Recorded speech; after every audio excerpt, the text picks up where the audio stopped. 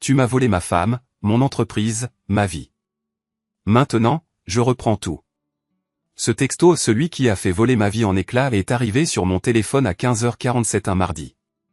J'étais en train d'expliquer à un client pourquoi sa facture d'électricité coûterait plus cher que son putain d'hypothèque. Graham passe un moment incroyable à Miami. Ce week-end entre filles est exactement ce dont j'avais besoin. Je t'aime. Le message de Beth brillait sur mon écran, cet emoji cœur me donnant l'impression d'être poignardé. Et le pire, c'est que Beth était censée être à Miami pendant 3 jours avec ses copines, Lisa et Carmen, dans une sorte de cure thermale ou je ne sais quoi. Mais j'avais reçu une alerte de carte de crédit ce matin. Quelqu'un avait utilisé notre visa commune à l'Everglade Paradise Resort. Hôtel de luxe. À 2 heures au nord de Miami. Au milieu de nulle part. 2 nuits. Suite premium. Service de champagne. Je suis Graham Parrish. 39 ans. Avant, je désamorçais des bombes dans l'armée. Maintenant, je suis entrepreneur électricien. Après avoir esquivé les bombes artisanales au Moyen-Orient, je pensais que les plus grosses explosions de ma vie impliqueraient des mauvais branchements. Que j'avais tort. Monsieur Parrish? Vous êtes toujours là. Mon client, un promoteur immobilier obèse nommé Henderson, agitait sa main potelée devant mon visage. Nous étions debout dans le hall d'entrée à moitié terminé de son nouvel immeuble de bureau, entouré de câbles et de l'odeur de placo. Désolé, je vérifiais juste quelque chose. J'ai fourré mon téléphone dans ma poche et forcé un sourire. Comme je le disais, refaire le câblage de tout ce bâtiment va vous coûter environ 40 000.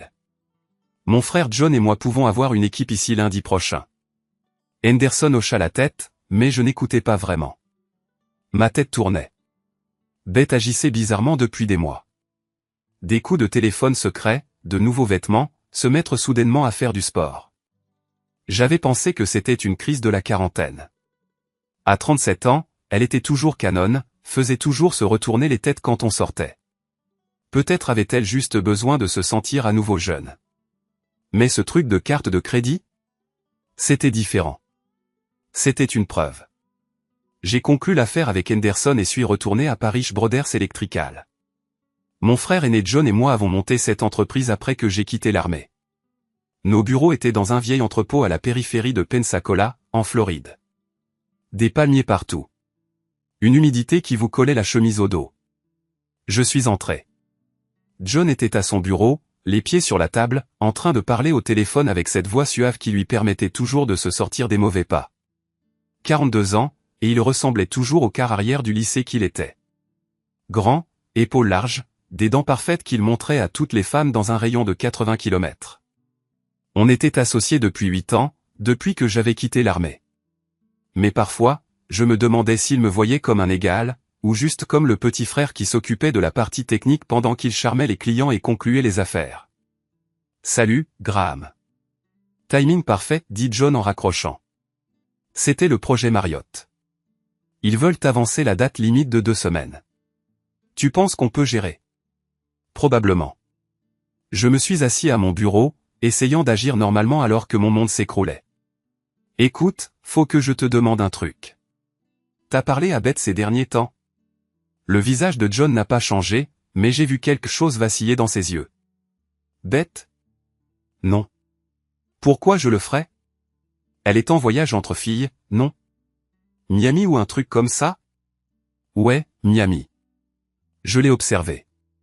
John a toujours été un bon menteur, mais j'ai appris à lire les gens dans l'armée. Les micro-expressions, le langage corporel, les petits tics qui les trahissent. C'est marrant, pourtant. J'ai reçu une alerte de carte de crédit aujourd'hui.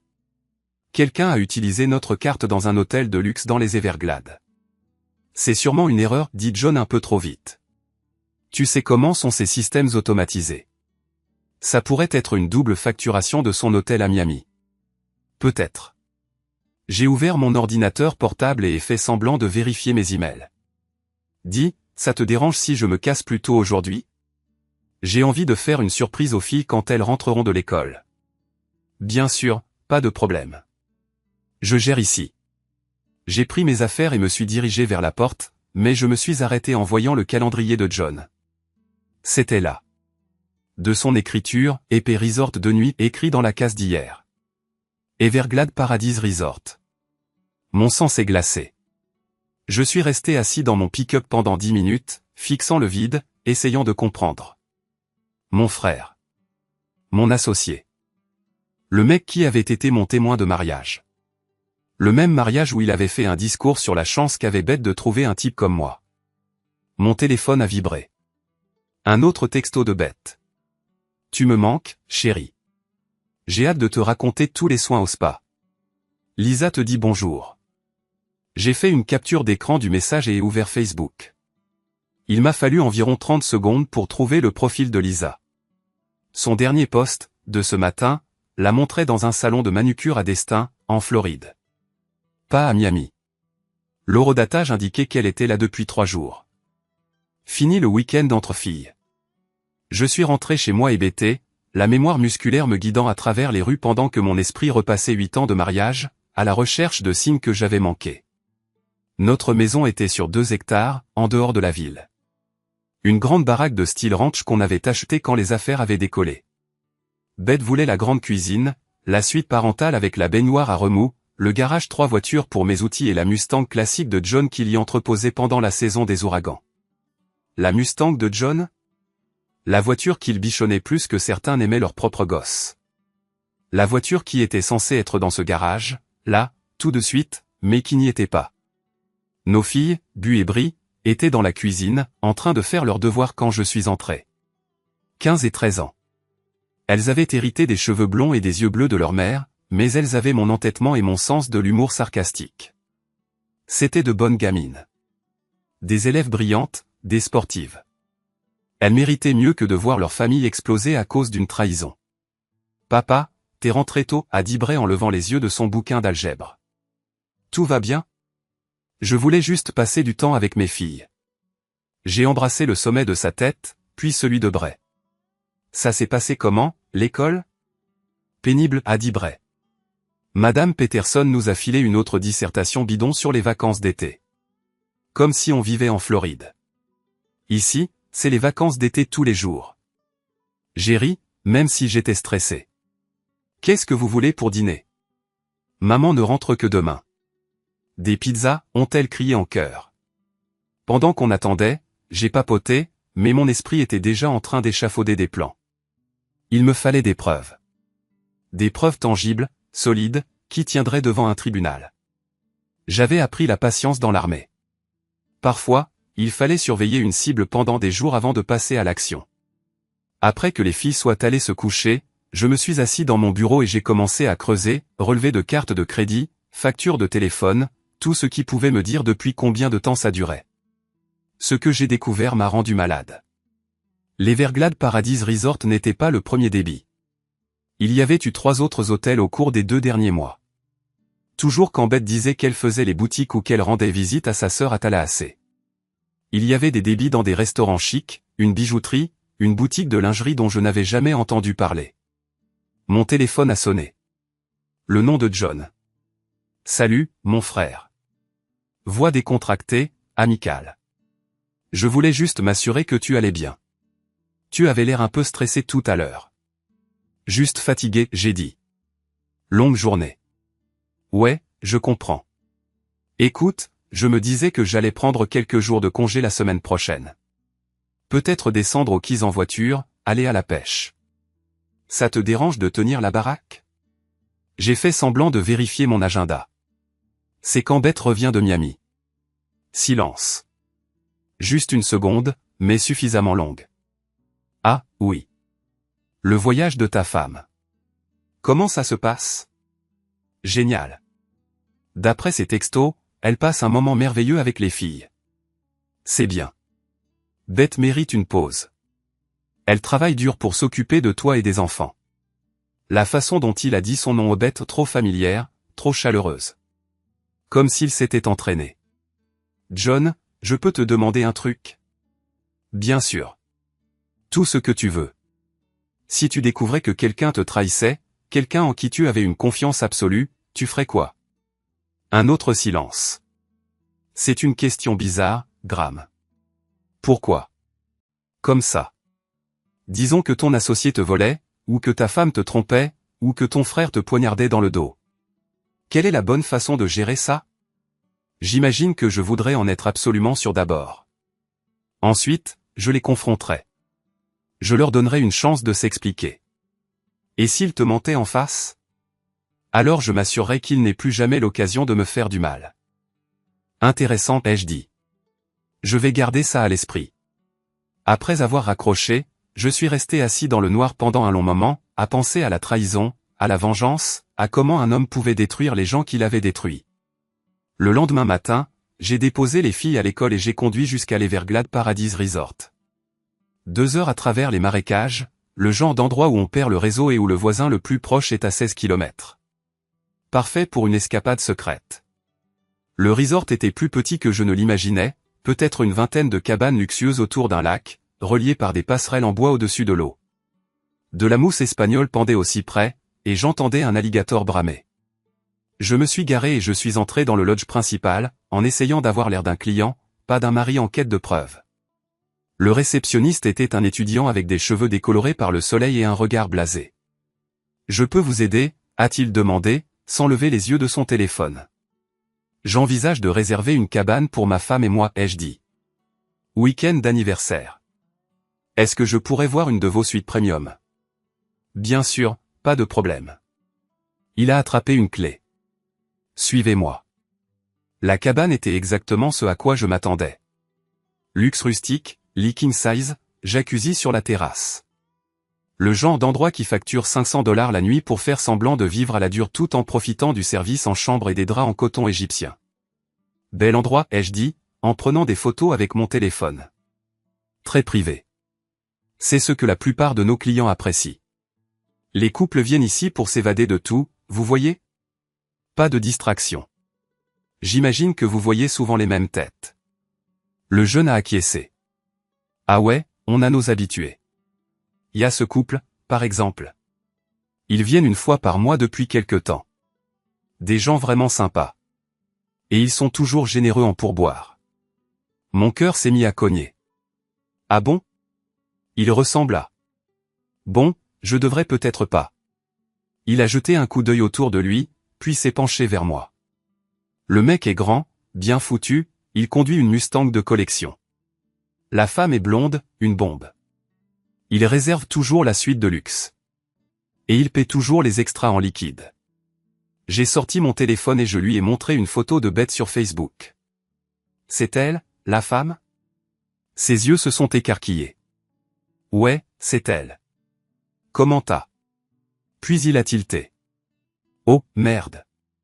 Vous êtes le mari, c'est ça? Je n'ai pas répondu. J'ai sorti mon portefeuille et je lui ai tendu $200. Faut que je sache tout.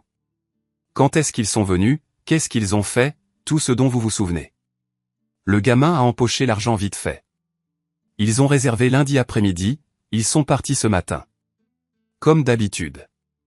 Ils sortent à peine du chalet, commandent le room service, utilisent le jacuzzi. Le mec apporte toujours du champagne hors de prix. Du Dom Pérignon. Vous les avez vus partir? Ouais, vers 10 heures du mat. Ils ont pris des voitures séparées, par contre, ce qui était bizarre. D'habitude, ils arrivent ensemble dans sa Mustang. Voiture séparée. Beth a conduit sa propre voiture jusqu'ici, alors qu'elle m'avait dit qu'elle partait en avion à Miami avec ses copines. Les mensonges étaient de plus en plus gros. J'ai remercié le gamin et je suis rentré chez moi, la tête qui tournait. J'avais la preuve de la liaison, mais il m'en fallait plus. Il fallait que je connaisse toute l'histoire avant de décider quoi faire. Cet après-midi-là, j'ai appelé Rick Chalmers, un vieux pote de l'armée. On était des mineurs ensemble, à l'étranger. Après l'armée, il a monté une agence de détectives privée à Tampa. Si quelqu'un pouvait me trouver les preuves dont j'avais besoin, c'était Rick. Graham Parrish. Espèce d'enfoiré. La voix de Rick a grondé au téléphone. Ça fait combien de temps? Trop longtemps, frangin. Écoute, j'ai besoin d'un service. Un gros. Dis toujours. Je lui ai exposé toute la situation, en gardant ma voix stable même si je brûlais de rage à l'intérieur. Rick a écouté sans m'interrompre, se contentant de prendre des notes. Putain, Graham, je suis désolé, mec. C'est dur, ça. J'ai besoin de photos de surveillance, de relevés téléphoniques si tu peux en avoir. Tout ce qui tiendra devant un tribunal. Et je dois savoir depuis combien de temps ça dure. Je peux faire ça. Donne-moi une semaine, peut-être moins. Mais Graham, qu'est-ce que tu vas en faire? Je vais mettre fin à ça, j'ai dit. À tout ça. Fais juste attention, d'accord? Ne fais pas de conneries. Ces trucs-là peuvent vite dégénérer. Ne t'inquiète pas pour moi, Rick. J'ai pas l'intention de faire un truc illégal. Mais quand j'en aurai fini, ils regretteront le jour où ils sont nés. Ce soir-là, Beth a appelé pendant que j'ai débrayé avec son projet de science. Salut, chérie. Sa voix était tellement joyeuse. À la tienne. Joyeuse. Tout à fait normal. Comment vont mes filles? On va bien, j'ai répondu, en mettant le téléphone sur haut-parleur. Comment c'est, Miami? Oh, c'est génial. On a passé la journée à la plage, puis on a mangé dans un petit resto cubain incroyable que Lisa a trouvé. J'aimerais que tu sois là. Moi aussi. C'est quand, ton vol? Demain? 15h30. Je devrais être à la maison pour le dîner. Bu et Bray ont bavardé avec leur mère pendant quelques minutes, lui racontant l'école, les amis, la pizza qu'on avait mangée au dîner. Des trucs de famille normaux, comme on en avait fait des millions de fois. Sauf que maintenant, chaque mot sonnait faux. Après que les filles soient allées se coucher, je me suis assis sur la terrasse avec une bière, à regarder les pins et les palmiers nains qui entouraient notre propriété. Au loin, j'entendais l'autoroute, les semi-remorques qui rétrogradaient de temps en temps sur la colline près de la limite du comté. Mon téléphone a vibré. Un texto de John. Salut, changement de programme. Finalement, on ne va pas aux Keys. Un imprévu. Je suis resté longtemps à fixer le message avant de répondre. Pas de problème. À lundi. Mais je ne verrai pas John lundi. D'ici lundi, tout serait différent. Beth est rentrée vendredi soir, avec un bronzage parfait et une valise pleine de nouveaux vêtements qu'elle disait avoir achetés à South Beach, à Miami. Elle a serré les filles dans ses bras, m'a embrassé comme si de rien n'était, et s'est lancée dans une longue histoire de soins au spa, de virées shopping et de conversations tardives avec ses copines. C'était une bonne menteuse. Je lui reconnais ça. T'as l'air détendu, j'ai dit, en la regardant défaire ses bagages. Ce voyage m'a fait du bien. Vraiment. Parfois, une femme a juste besoin de s'éloigner de tout, tu sais? De se vider la tête, de se rappeler qui elle est. En dehors d'être une épouse et une mère, je suis sûr que John comprendrait ce sentiment, lui aussi. Elle s'est arrêtée une fraction de seconde en pliant une nouvelle robe d'été. John? Qu'est-ce qu'il vient faire là-dedans? Rien. Je me disais juste qu'il a beaucoup travaillé ces derniers temps. Peut-être qu'il a besoin de vacances, lui aussi. Peut-être. Elle a refermé la valise et m'a souri. Tu m'as manqué, Graham. Vous m'avez tous manqué. Cette nuit-là, elle m'a fait l'amour avec une passion qu'elle n'avait pas montrée depuis des mois. Après, allongé dans le noir, à l'écouter respirer, je me suis demandé si c'était la culpabilité ou l'excitation qui l'avait excité. De toute façon, j'avais l'impression d'être trahi. Samedi matin, Rick a appelé pendant que Beth était à l'épicerie avec les filles. J'ai ce qu'il te faut, a-t-il dit. Et Graham, c'est grave. Bien pire que ce que tu imaginais. À quel point? L'affaire dure depuis 6 mois. J'ai des photos, des relevés d'hôtel, et même des enregistrements audio de quand il pensait être seul. Ton frère utilise l'argent de la société pour payer leurs petites escapades. Ma vue s'est brouillée. Les fonds de la société? On dirait environ 15 000 $ jusqu'à présent. Débités en tant que frais généraux divers. Hôtel, restaurant, bijoux. Il te vole pour financer son aventure avec ta femme. Envoie-moi tout, ai-je dit. Par email, en express, peu importe. Je veux tout. Graham, promets-moi que tu ne feras pas de bêtises. Tu définis comment, bêtises? Tu vois ce que je veux dire. Ces gens ne valent pas la peine d'aller en prison. Ne t'inquiète pas, Rick. Je ne vais pas en prison. Mais ils vont payer pour ce qu'ils ont fait. Les preuves sont arrivées le dimanche après-midi par transporteur express. Des photos de Beth et John ensemble dans 3 hôtels différents au cours des 6 derniers mois. Des enregistrements audio où ils planifiaient leur voyage, me parlaient comme si j'étais un problème à régler. Des relevés financiers montrant exactement comment John avait volé de l'argent à notre entreprise pour financer leur liaison. Mais le pire, c'était le dernier fichier audio. La voix de Beth, claire comme de l'eau de roche. Je ne l'aime plus, John. Plus depuis des années. Je reste uniquement pour les filles. Et la réponse de John? Une fois qu'on aura pris le contrôle de l'entreprise, on n'aura plus besoin de lui. On pourra avoir tout ce qu'on veut. Je suis resté assis dans mon bureau pendant 1 heure après avoir écouté ça, les yeux fixés sur le mur, sentant quelque chose de froid et de dur s'installer dans ma poitrine. Il n'avait pas seulement une liaison.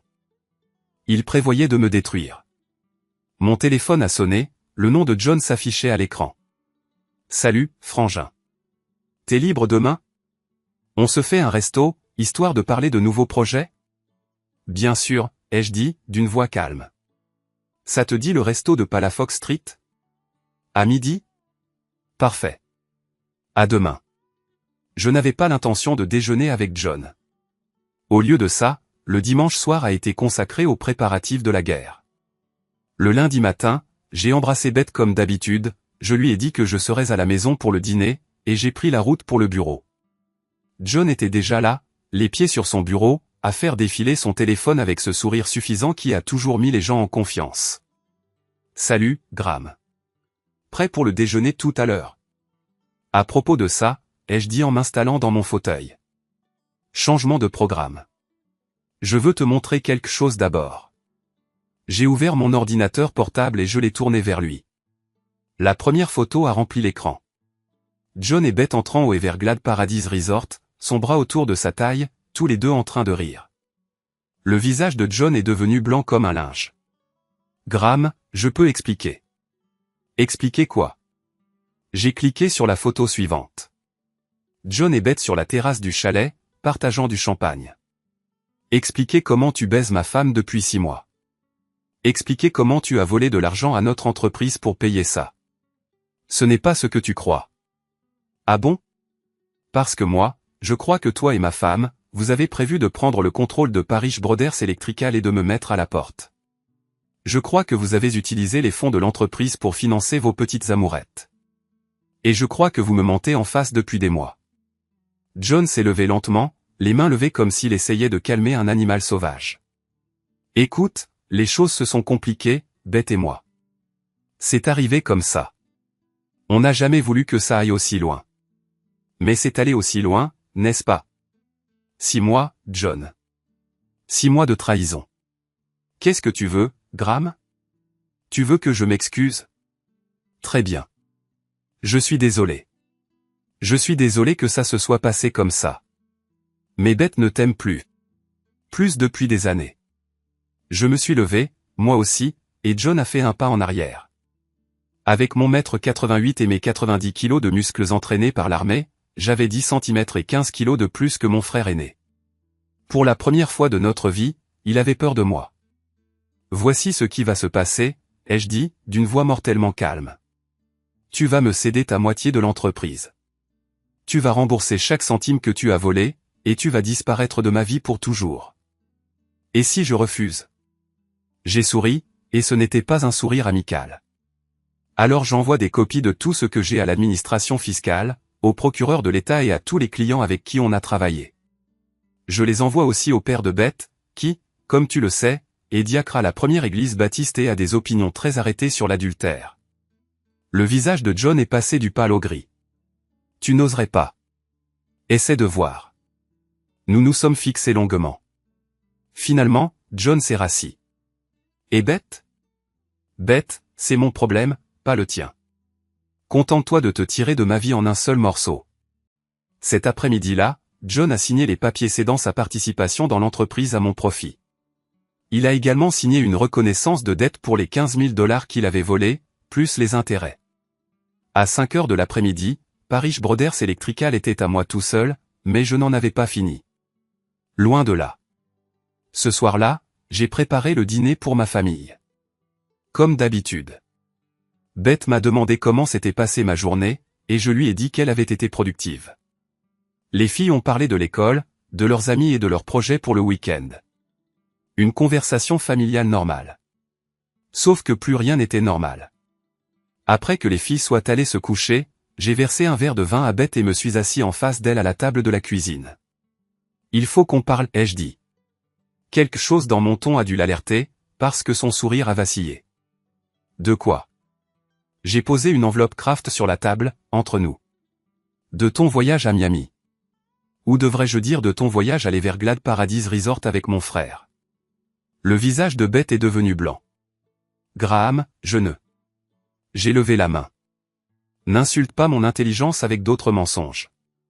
Je sais tout. Les hôtels, l'argent volé, les 6 mois de préparation dans mon dos. Je sais tout ça. Elle fixait l'enveloppe comme si elle allait la mordre. Qu'est-ce que tu veux? Je veux un divorce. À l'amiable. Garde partagée des filles à 50-50. Tu gardes ta dignité en évitant que ces photos soient envoyées à tous ceux qu'on connaît. Et si je me bats? J'ai ouvert l'enveloppe et étalé les photos sur la table. Beth a tressailli comme si je l'avais giflé. Alors je te détruis, ai-je dit simplement. Ta réputation, ta relation avec les filles, ta position dans la communauté. Tout. Beth a ramassé une des photos avec des mains tremblantes. Depuis combien de temps tu sais? Assez longtemps pour m'assurer que tu ne peux plus me faire de mal. Elle pleurait maintenant, du mascara coulant sur ses joues. Je n'ai jamais voulu que ça arrive comme ça, Graham. C'est juste. Je me sentais tellement piégé. Tellement invisible. John m'a redonné l'impression d'être vivante. John t'a donné l'impression d'être une pute, ai-je dit. Il y a une différence. Elle a de nouveau tressailli. Ce n'est pas juste. Juste? J'ai ri, mais il n'y avait aucune joie. Tu veux qu'on parle de juste? Juste aurait été de demander le divorce avant de commencer à baiser mon frère. Juste aurait été de ne pas voler dans notre entreprise pour financer ta liaison. Juste aurait été de ne pas mentir au visage de nos filles pendant que tu planifiais de détruire leur famille. Beth a essuyé ses yeux du revers de la main. Qu'est-ce qui se passe maintenant? Maintenant, tu fais ta valise et tu vas chez ta sœur jusqu'à ce qu'on puisse régler les détails.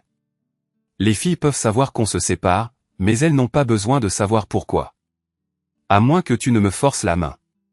Graham, s'il te plaît. On ne peut pas essayer de régler ça? Aller voir un conseiller ou quelque chose comme ça? J'ai regardé la femme que j'avais aimée pendant 8 ans, la mère de mes enfants, la personne en qui j'avais le plus confiance au monde, et je n'ai ressenti que du mépris froid. Tu as fait ton choix, Beth. Maintenant, tu dois vivre avec. Les semaines suivantes ont été un flot d'avocats, de paperasses et de conversations soigneusement gérées avec Beau et Brie sur la raison pour laquelle maman restait chez tante Sarah pendant un certain temps. Je leur ai dit que leur mère et moi avions des problèmes et que nous avions besoin de temps pour arranger les choses, ce qui était techniquement vrai, même si c'était incomplet. Les 2 filles l'ont mieux pris que je ne l'aurais cru. Bu, à 15 ans, était assez âgée pour sentir que quelque chose de grave se passait, mais elle n'a pas insisté pour avoir des détails. Brie, 13 ans et super émotive, a beaucoup pleuré et a demandé si c'était de sa faute. Je lui ai dit que non, que parfois les adultes s'éloignent simplement l'un de l'autre, et que ses 2 parents l'aimaient beaucoup. John a complètement disparu après avoir cédé l'entreprise. J'ai entendu dire par des gens que nous connaissions tous les deux qu'il avait déménagé à Jacksonville et qu'il travaillait pour une autre entreprise d'électricité. Bien. Plus il était loin, mieux c'était pour tout le monde. Mais tout le monde dans ma vie ne réagissait pas aussi calmement. Rick Chalmers, mon meilleur ami depuis le lycée et celui qui m'avait présenté Beth, s'est pointé à mon bureau un jeudi après-midi, l'air mal à l'aise. Il faut qu'on parle, a-t-il dit, en s'affalant dans le fauteuil en face de mon bureau. Rick avait 38 ans et avait pris du poids depuis nos jours dans l'armée, mais il était toujours solide comme un roc sous son bide à bière. Il travaillait maintenant dans la construction, principalement sur de gros projets commerciaux, et nous étions restés proches au fil des ans. Quoi de neuf, ai-je demandé, même si j'avais l'impression de savoir où il voulait en venir. Beth m'a appelé, a-t-il dit.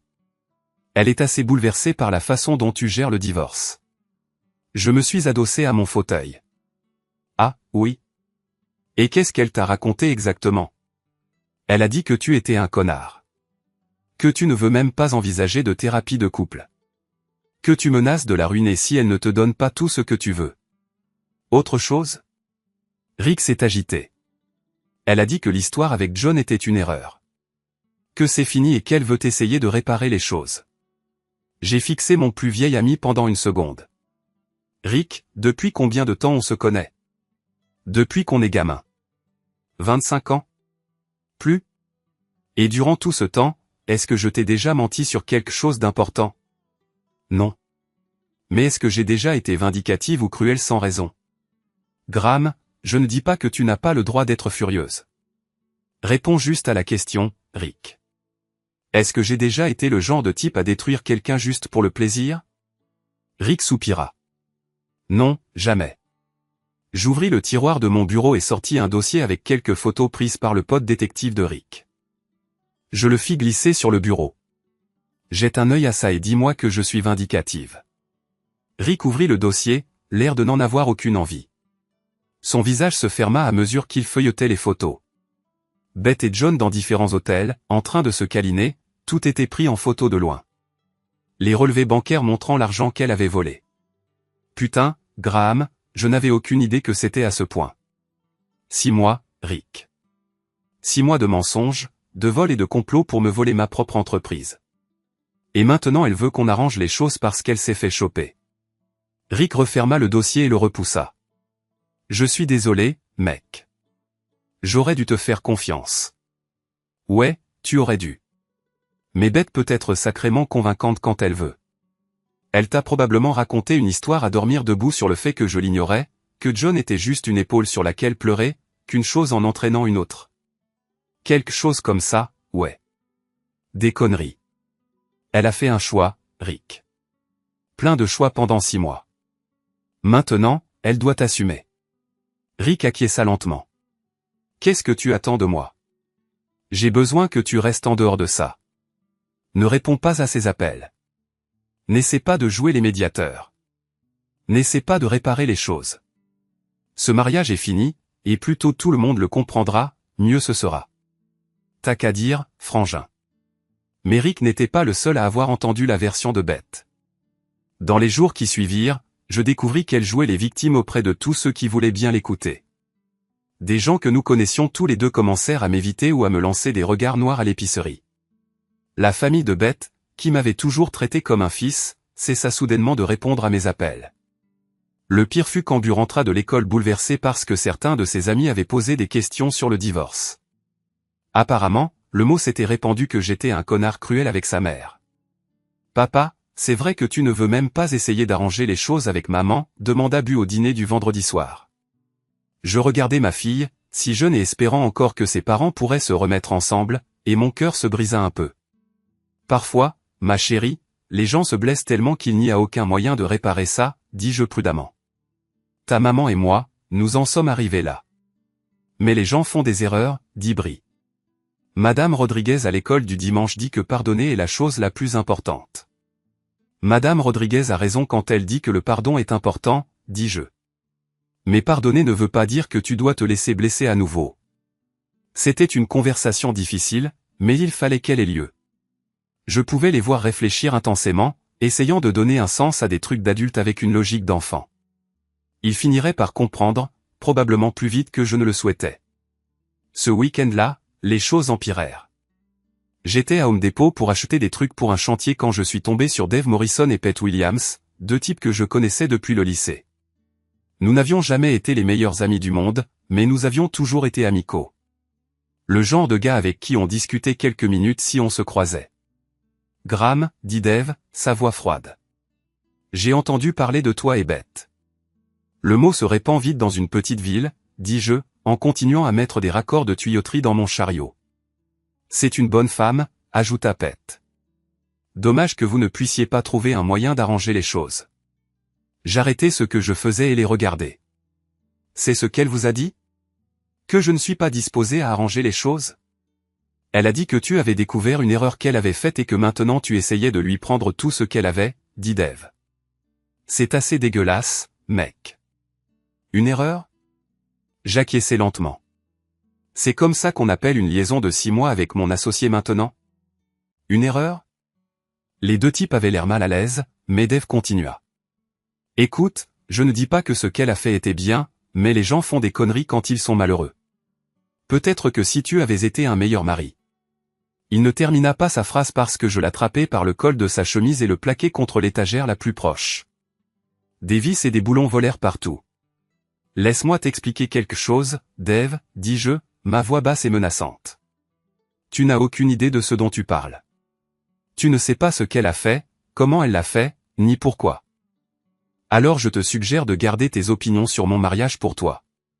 Pete fit un pas en avant, comme s'il allait nous séparer, mais il vit quelque chose dans mon visage et y renonça.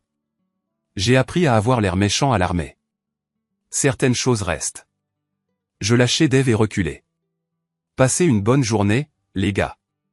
En m'éloignant, j'entendis Dave marmonner que j'étais fou, mais je m'en fichais. La nouvelle se répandrait de ce qui s'était passé, et c'était très bien. Peut-être que ça dissuaderait les gens de se mêler de mes affaires. Mais je commençais à comprendre que le rôle de victime de Beth fonctionnait mieux que je ne le pensais. Elle retournait les gens contre moi, me faisant passer pour le méchant dans une histoire où c'était moi qui me faisais avoir. Ça ne pouvait pas continuer. La goutte d'eau a été versée 3 semaines plus tard au match de foot de Bray. J'étais dans les gradins, à encourager ma fille et à essayer d'ignorer les chuchotements et les regards. Puis Beth est arrivée avec John. Ils se sont assis de l'autre côté du terrain, mais j'avais l'impression qu'ils étaient assis sur ma poitrine. John avait son bras autour de Beth, s'assurant que tout le monde voit. Ils étaient ensemble, au grand jour, et se foutaient de ce que les autres pouvaient penser. Mais ce qui m'a vraiment mis hors de moi, c'est la tête de but. Elle s'échauffait avec son équipe quand elle a vu sa mère et son oncle ensemble. L'expression sur son visage d'adolescente de 15 ans confuse et blessée était comme un coup de poignard. Après le match, que nous avons gagné 3-1 grâce à 2 buts de Bray, je me suis approché de Beth et John près du parking. Il faut qu'on parle, dis-je à Beth, ignorant John. Il n'y a rien à dire, répondit-elle, mais je voyais qu'elle était nerveuse. Si, il y en a. À commencer par pourquoi tu l'as emmené au match de foot de notre fille. John s'avança, gonflant le torse comme un coq. J'ai tout à fait le droit d'être ici, Graham. Je le regardais pour la première fois depuis son arrivée. Tu as perdu le droit de les appeler tes nièces quand tu as commencé à coucher avec leur mère.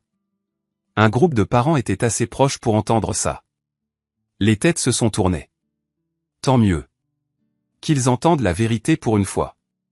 Tu es en train de faire une scène, siffla Beth. Les filles regardent. Alors tu aurais peut-être dû y penser avant d'afficher ta liaison à un match de foot de collège. Ce n'est plus une liaison, dit John. Beth et moi sommes ensemble maintenant. Pour de vrai. Pour de vrai. Je ris, mais ce n'était pas drôle. Il n'y a rien de vrai dans ce que vous avez fait tous les deux. Vous êtes bâtis sur des mensonges, du vol et de la trahison. Ce n'est pas une fondation. C'est un sable mouvant. Beth attrapa le bras de John. Allons-nous-en. Mais John n'avait pas fini de se pavaner. Tu sais quoi, Graham? Il est peut-être temps que quelqu'un te dise la vérité. Beth était malheureuse avec toi depuis des années. Des années. Je lui ai juste donné ce que tu ne pouvais pas, de l'attention, de l'affection, de la passion. Je l'ai fait se sentir à nouveau comme une femme, pas juste une femme de ménage et une babysitter. Le voile rouge est tombé. Avant que je m'en rende compte, j'avais attrapé John par la gorge et je l'avais soulevé du sol. 100 kilos de muscles d'ancien militaire, c'est plus fort qu'il n'y paraît, et John était plus mou qu'il n'en avait l'air. Écoute-moi, dis-je, ma voix si basse que seul lui et Beth pouvaient entendre. Si jamais, au grand jamais, tu me manques de respect devant mes filles, je te détruirai. Pas légalement, pas financièrement ou physiquement. Tu me comprends? Le visage de John virait au violet, mais il hocha la tête. Je le lâchai. Il tituba en arrière, suffoquant et se frottant la gorge. Graham. La voix de Beth était aiguë et paniquée. Tu ne peux pas juste. Si, je peux, et je vais le faire, dis-je en me tournant vers elle. Tu veux être avec lui? Très bien. Mais tu ne m'humilieras pas devant nos enfants. Tu n'emmèneras pas ton petit ami aux événements familiaux, et tu ne retourneras pas mes filles contre moi avec tes mensonges. Je ne leur ai rien dit, Graham. Beau m'a demandé la semaine dernière si c'était vrai que j'étais méchant avec toi. Où crois-tu qu'elle a entendu ça? Le visage de Beth devint rouge. Je n'ai jamais dit que tu étais méchant. Que as-tu dit, Beth? Exactement. Elle détourna le regard. J'ai peut-être mentionné que tu étais inflexible au sujet du conseil conjugal. Inflexible? Je hochai la tête. D'accord. Et je suis sûr que tu as expliqué pourquoi je suis inflexible, n'est-ce pas? Tu leur as parlé des 6 mois de mensonges, de l'argent volé, du plan pour détruire leur père. Elles n'ont pas besoin de connaître ces détails. Non, elles n'en ont pas besoin. Mais elles n'ont pas non plus besoin de penser que leur père est le méchant dans cette histoire. Alors, voilà ce qui va se passer. Tu vas arrêter de les empoisonner contre moi. Tu vas arrêter de jouer les victimes auprès de nos amis et voisins, et tu vas éloigner ton petit ami des événements familiaux. Et si je ne le fais pas? Je souris, et c'était le regard le plus froid que j'ai jamais eu. Alors j'arrête d'être le gentil garçon. J'arrête de protéger ta réputation. J'arrête de me soucier des sentiments de nos filles, et je réduis ton monde en cendres. John avait repris assez de souffle pour parler. Tu ne peux pas nous menacer comme ça, Graham. Il y a des lois. Des journaux aussi, dis-je. Et les réseaux sociaux, les prospectus de l'église. Comment crois-tu que Pensacola réagirait à des photos de vous deux dans des chambres d'hôtel ces 6 derniers mois? Que penserait ton nouveau patron à Jacksonville d'embaucher quelqu'un qui vole dans des entreprises familiales? Le visage de John devint blanc. Tu ne ferais pas ça. Essaie pour voir. Ce soir-là, après que les filles soient allées se coucher, je me suis assis sur la terrasse avec une bière, en pensant à quel point j'avais sombré. Il y a 6 mois, j'étais marié, heureux, j'avais une carrière réussie et un avenir prometteur. Aujourd'hui, je menaçais des gens sur des parkings et je pensais à la honte publique. Mais quand on te pousse, faut renvoyer la balle plus fort. Beth et John ont commencé cette guerre en me trahissant. Je ne faisais que la terminer. Mon téléphone a vibré à un texto d'un numéro inconnu. Ce n'est pas fini. Je l'ai fixé, puis j'ai tapé en retour, tu as raison, ça ne l'est pas. Mais j'étais loin de me douter à quel point il disait vrai, ni à quel point les choses allaient empirer. Après ça, les textos ont commencé à arriver quotidiennement. Rien d'assez précis pour en parler à la police, juste des avertissements sur le prix à payer. Aucune preuve que ce soit John, mais le timing était suspect. Le pire, c'était ce que ça faisait à Bu et Brie. Elles se repliaient sur elles-mêmes, leurs notes chutaient, leur joie de vivre adolescente habituelle avait disparu, remplacée par une maturité inquiète qui me brisait le cœur. Elles étaient coincées au milieu de ce bordel d'adultes. Elles ne comprenaient rien, et ça leur gâchait leur enfance. Il fallait que ça cesse, et j'ai décidé que c'était le contrôle de Beth et John sur cette histoire. J'ai appelé Rick Chalmers, je lui ai demandé de déjeuner avec moi dans un endroit tranquille en dehors de la ville. Quand il est arrivé, j'ai vu l'inquiétude dans ses yeux. T'as une sale gueule, Graham. Je me sens comme une merde, Rick. Mais j'en ai marre d'être la victime. J'ai fait glisser une clé USB sur la table. Tout est dessus. Photos, enregistrements, infos financières, notes d'hôtel. 6 mois de preuve de ce qu'ils ont fait. Rick l'a ramassée, sans la mettre dans sa poche. Qu'est-ce que tu veux que j'en fasse? Balance tout. Facebook, Instagram, TikTok. Tout ce que les gamines utilisent. Je veux que tout le monde voit ce que Beth et John sont vraiment. Graham, réfléchis-y. Quand tu appuies sur le bouton nucléaire, tu ne peux plus revenir en arrière. Tes filles vont voir ça. Mes filles souffrent déjà à cause des mensonges de leur mère. Au moins, comme ça, elles sauront la vérité. Rick m'a regardé. C'est pas toi, ça, mec. T'es pas cruel.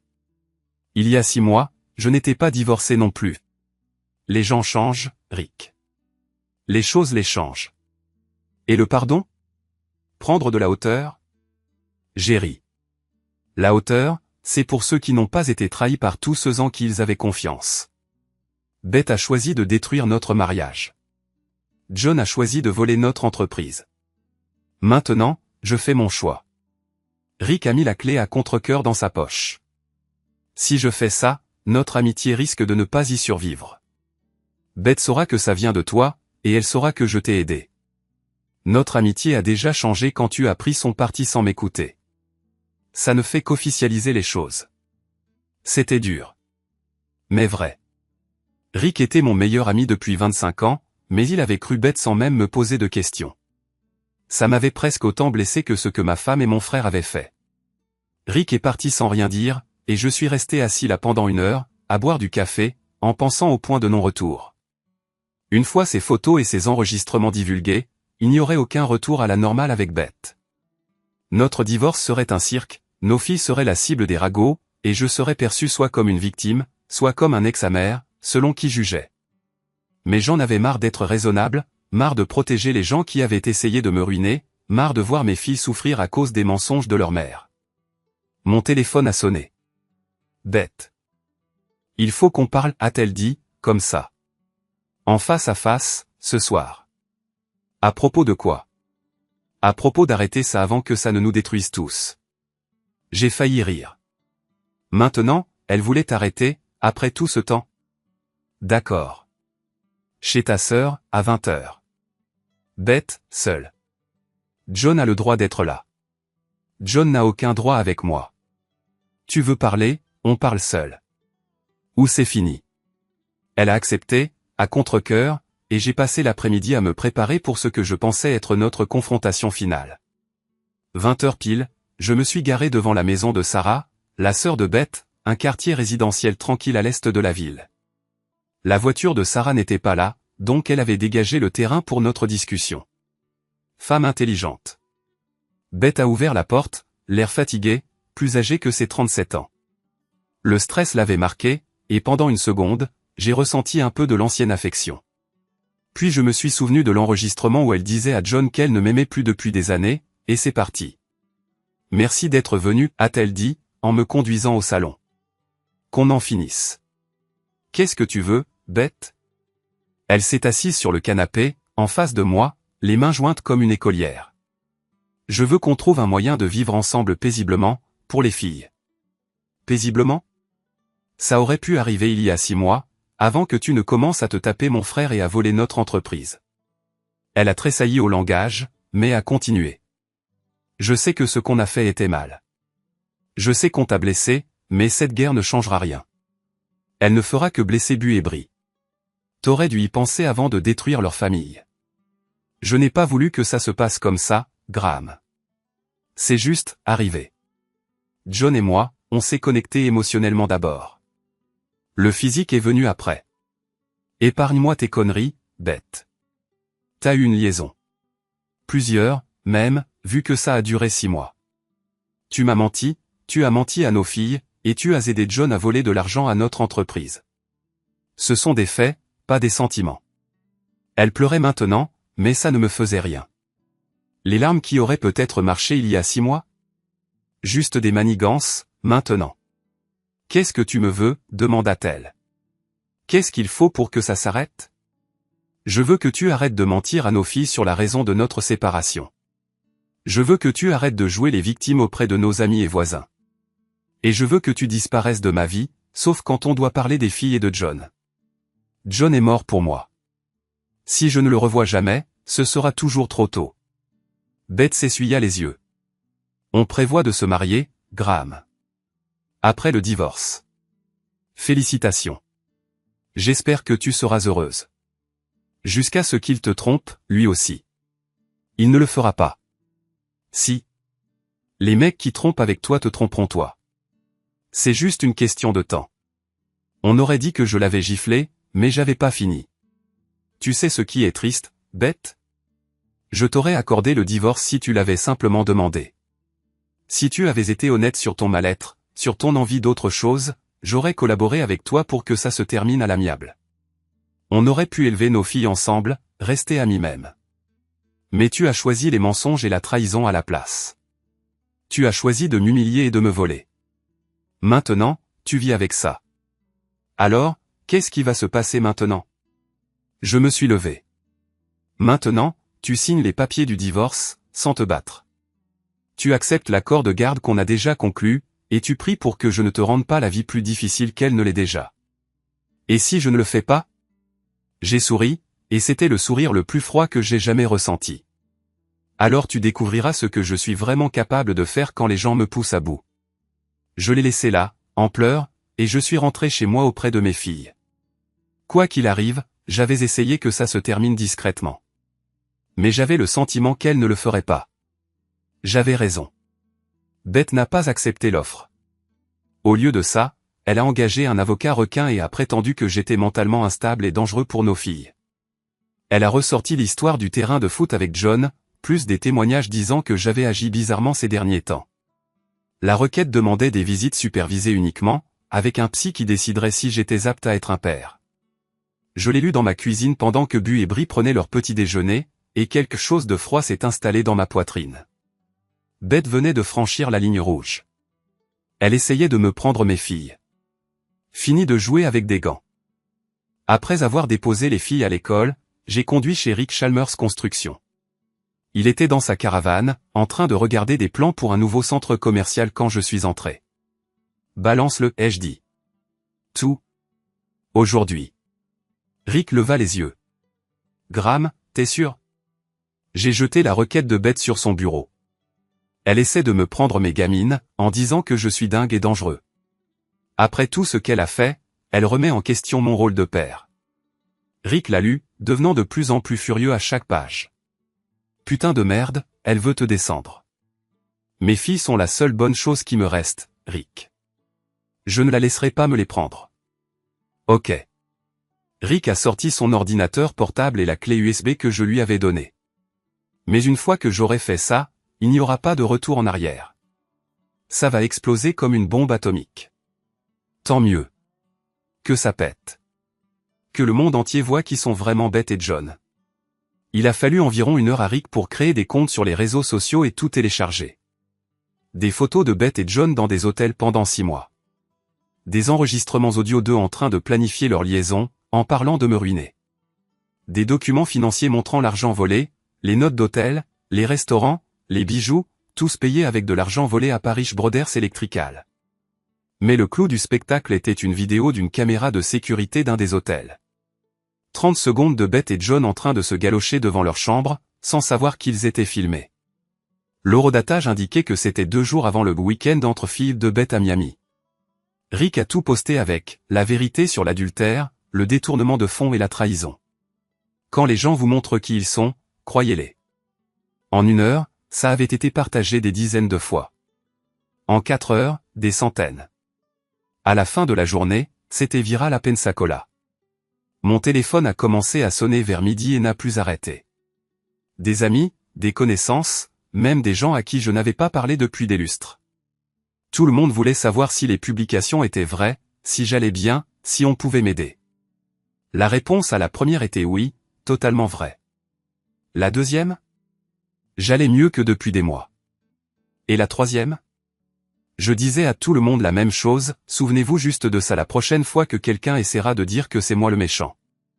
Mais la vraie victoire est venue de personnes auxquelles je ne m'attendais pas. Dave Morrison, le type d'homme dépôt qui m'avait engueulé pour être un mauvais mari, a appelé pour s'excuser. Pete Williams a envoyé un texto disant qu'il m'avait mal jugé. Même certains amis de Beth, qui ne connaissaient pas toute l'histoire, ont contacté pour dire qu'ils étaient choqués et me soutenaient.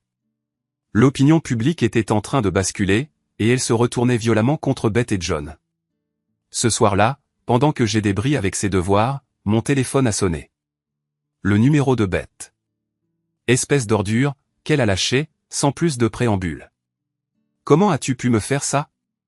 Nous faire ça? Je ne t'ai rien fait, Beth. Je viens juste de montrer au monde ce que tu m'as fait. Ma réputation est ruinée. John a perdu son boulot. Les gens nous insultent. Tant mieux. Peut-être que maintenant tu sais ce que ça fait d'être humilié et baisé. Les filles vont voir ça. Leurs amis, leurs profs, tout le monde à l'école. Ouais, c'est sûr. Et elles vont apprendre que leur père n'est pas le monstre que tu as essayé de dépeindre. Beth pleurait, mais pas parce qu'elle se sentait mal. Elle était juste furieuse et humiliée. Je ne te pardonnerai jamais pour ça, Graham. Jamais. Je ne veux pas que tu me pardonnes, Beth. Je veux que tu nous fiches la paix, mes filles et moi. Nos filles. Mes filles. Tu as perdu tes droits sur elles quand tu as essayé de faire croire que j'étais un mauvais père. J'ai raccroché et je suis retourné au mat de Bray, mais mes mains tremblaient un peu. Je venais de démolir la mère de mes enfants devant tout le monde. J'avais l'impression de rendre justice, mais aussi d'avoir franchi une ligne de non-retour. 20 minutes plus tard, BU est entré dans la cuisine, l'air abattu. Papa, des copines m'envoient des liens vers des trucs en ligne sur toi et maman. Mon cœur a fait un bond. Quel genre de trucs? Des photos et des enregistrements. Des trucs sur maman et tonton John. Elle s'est interrompue, cherchant ses mots. Elle avait 15 ans, bien trop jeune pour ça. C'est vrai? J'ai regardé ma fille. Ma douce, mon innocente fille, confrontée à ces saloperies d'adultes. Mon cœur s'est brisé une fois de plus. Oui, ma chérie, c'est vrai. Alors c'est pour ça que toi et maman vous divorcez? Parce qu'elle était avec tonton John? C'est une partie de l'explication, oui. Bu a hoché la tête, essayant de comprendre. Aucun enfant ne devrait avoir à gérer ça. Ça va, papa? La question m'a surpris. Mon adolescente de 15 ans, qui encaissait tout ce bordel étalé sur la place publique, me demandait si moi ça allait. Ça va, ma puce. Et toi, ça va? Je crois. Enfin, je suis triste pour toi et maman, mais je ne suis pas surprise. Elle se comportait bizarrement depuis des mois, et... Tonton John? Elle a haussé les épaules. De toute façon, je ne l'ai jamais vraiment aimé. Il en faisait toujours trop. Tu sais, les enfants voient plus de choses qu'on ne croit. Bu avait compris qu'il se passait quelque chose bien avant moi. Et Bri? Comment elle va? Elle est bouleversée, mais elle est forte. On l'est toutes les deux. On tient ça de toi. J'ai serré ma fille dans mes bras, plus fort que je ne l'avais fait depuis des mois.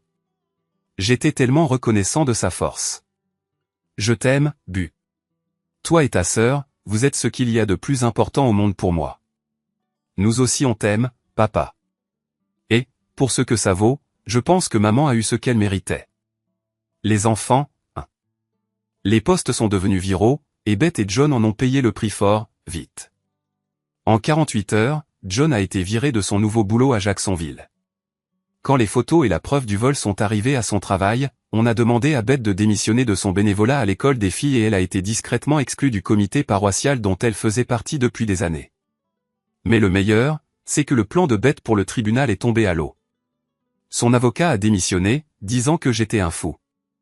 Après avoir vu la preuve de sa liaison et du vol? C'est dur de dire que quelqu'un est un mauvais parent quand c'est toi qui as trompé et aidé à voler de l'argent. Le divorce, qui avait été une guerre et coûté une fortune, est soudainement devenu facile. Beth a accepté de partager la garde à parts égales, sans pension alimentaire, et un accord de propriété qui était largement en ma faveur. Son avocat lui a dit que le contesté ne ferait qu'empirer les choses en public, et qu'elle pourrait même être accusée de vol. John, quant à lui, a simplement disparu. J'ai entendu dire qu'il avait quitté la Floride, peut-être pour le Texas ou l'Arizona, où il avait de la famille. Bon débarras. Mais cette victoire avait un goût amer. Oui, j'avais gagné, mais à quel prix? Mes filles devaient supporter que tout le monde soit au courant de nos affaires. Mon mariage était terminé. Ma relation avec mon frère était brisée à jamais, et j'étais devenu quelqu'un que je ne reconnaissais même plus. Méchant, calculateur, froid. 3 mois après la publication des posts, j'étais dans mon bureau à examiner des contrats quand Marie, notre directrice financière, a frappé. Graham, quelqu'un est là pour vous voir. Qui est-ce? Rick Chalmers. Il dit que c'est important. Je n'avais pas parlé à Rick depuis qu'il avait mis les preuves en ligne. Notre amitié, comme beaucoup de choses dans ma vie, avait disparu à cause de la guerre avec Beth et John. Rick est entré, l'air plus vieux que ses 38 ans. Les derniers mois avaient été durs pour lui aussi. Il faut qu'on parle, a-t-il dit en s'asseyant. De quoi? De ce que tu es devenu. De ce que tout ça t'a fait. Je me suis adossé à mon siège. Ça va, Rick? Non, ça ne va pas. Tu es en colère, amer et seul. Tu as repoussé tout le monde sauf tes filles. J'ai repoussé les gens qui m'ont poignardé dans le dos ou qui ont cru des mensonges sur moi. Il y a une différence. Vraiment?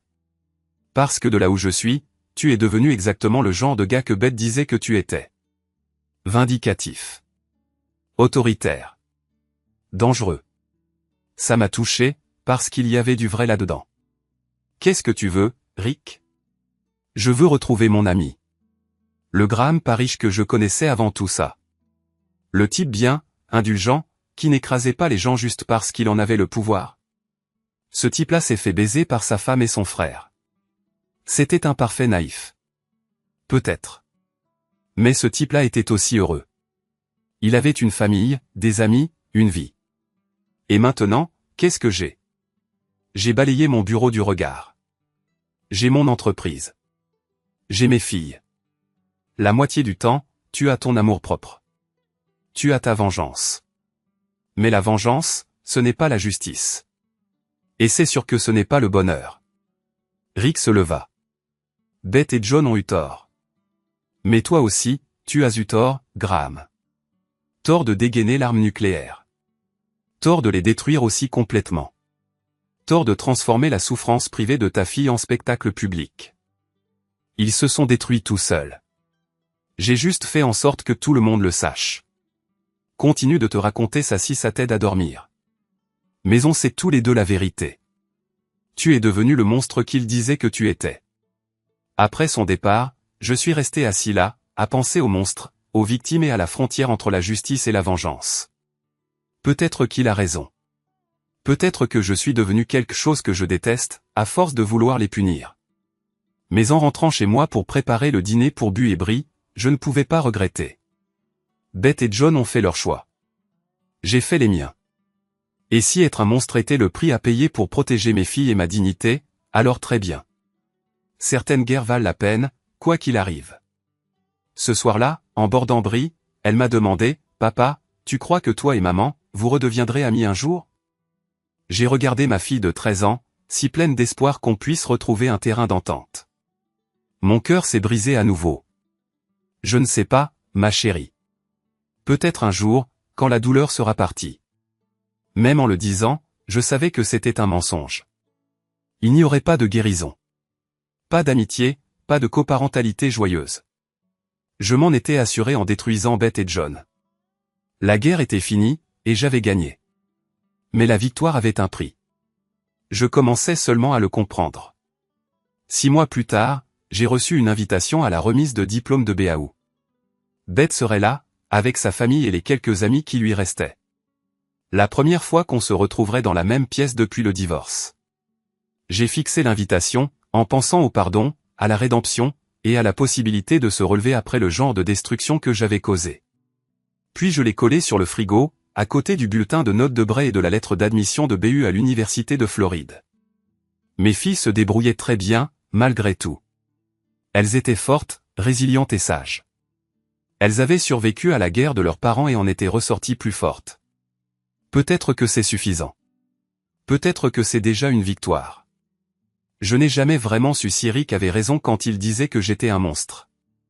Mais je savais une chose. J'étais un monstre qui aimait ses filles plus que tout. Et je recommencerai tout pour les protéger. Certains prix valent la peine d'être payés. Certaines guerres valent la peine d'être gagnées. Et parfois, la seule façon de sauver ce qui compte, c'est de détruire tout le reste. Oh! Martin, hvor er din base, skulle spørge fra en ven. Jeg ved det ikke engang. På et bjerg. Nej, ikke flere af de der. Den lille lanje. Er det en ting, vi kalder lasagne for lanje? Fra frysedisken til hvad? Til 20 kroner er bedre? No way, mate. Det lyder ulækkert. Det lyder eddermame ikke lækkert. Nå, altså jeg skal vel bare op herfra igen. Der er jo ikke noget hernede.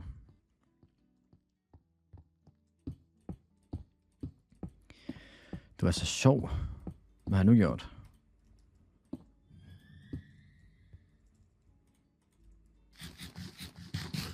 Det er ikke så godt til den pris. Og jeg føler også, det skal være scam. Der er noget, et andet dyr i, som ikke starter med O. Du har bare god humor, rolig. Jamen, jeg ved ikke, om det er bare mig, men jeg kan aldrig fornemme, om du er sarkastisk eller ej. So please. Det er jo ikke nat, mener han.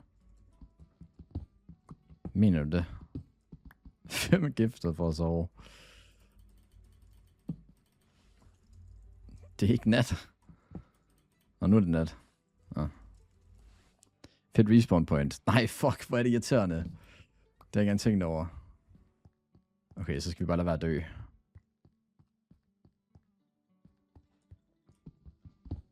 Hvornår er jeg sarcastic? Det ved jeg jo ikke, om du er. Jeg er på work, så vi kan lige fat i, hvilken lanje frysedisken skulle være bedre end. Nettos, hvad var den egentlig stod? Nettos 1 kilo lasagne. Og hvorfor er det, vi siger lanje?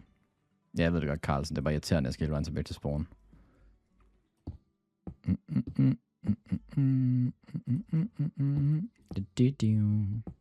Jeg har ikke vundet en raffle i dag endnu. Det har jeg heller ikke.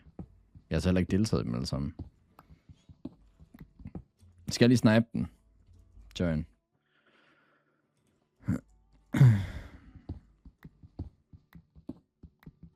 Nej. Vi må sgu ikke vinde i dag, Nana. Det må vi sgu ikke.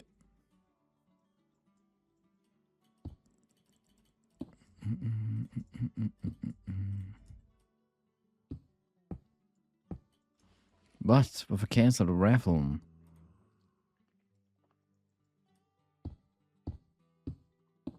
Ej, Ingemann, vi kan ikke have så høje points på en raffle, Ingemann. Det kan vi ikke. Så det lige ned igen. Nu kører vi den her ene, og så sætter du det lige ned.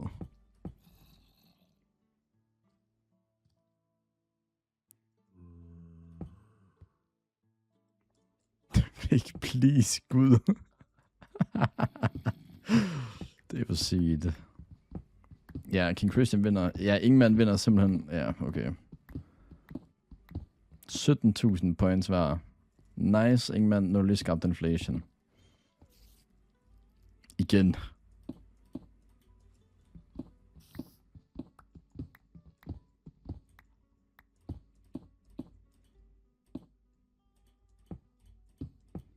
Skal vi gøre, så man sådan kan købe VIP og sådan noget med, hvad så er det, Stream Elements points. Så kaster han det bare væk. Ja, prøv at tænk, Nana, hvis vi vandt, så vil de der points ryge direkte ind på en opsparing. Alle andre, der vinder, de gambler dem bare væk instant. Nej, okay. Tak for at win på slots. Vandt du på slots også? Oh my god, det gjorde du faktisk. Okay, King Christian er legit top 3, eller hvad nu?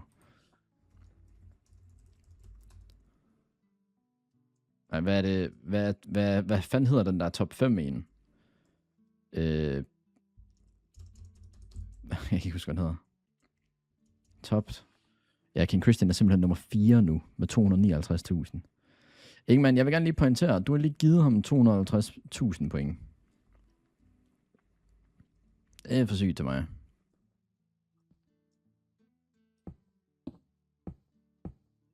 Mine er jo legit. Ja, jeg forstår ikke engang, hvorfor. Altså, jeg er faktisk i tvivl om, hvordan du overhovedet har så mange der. Jeg gav ham 17.000, han vandt bare slots. Ja, han vandt slots med de penge, du gav ham. Du er en lille enabler, miss.